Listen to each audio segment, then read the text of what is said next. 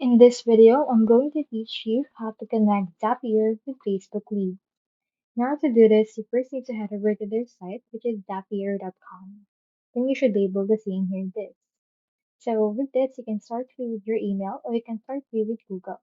You can head over and click on this in order to sign up. However, if you already have an account, just proceed to click on this login option that will appear right here. So let's head over and click on this right there. So from in there, you can actually just log in. Let me show you what my Zapier looks like. Here is my Zapier. So in order to actually connect it to Facebook Leads, just need to click on the Zap right here. And then from in there, you just need to add right here a trigger. So just selecting here the trigger event that you want. So on my case, let me just choose right here schedule or time.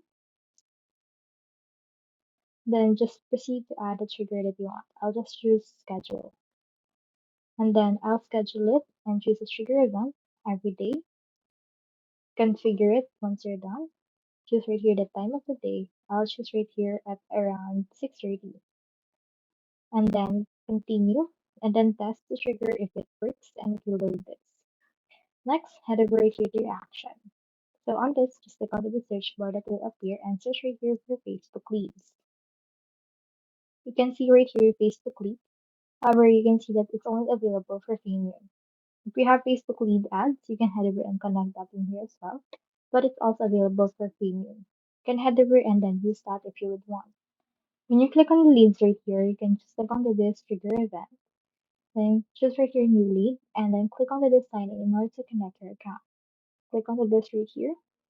Then this will open right here. This just enter right here your credentials for your Facebook, like your email and your password.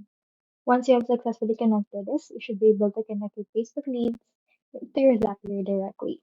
So that's all there is today, and I hope this video helped you out.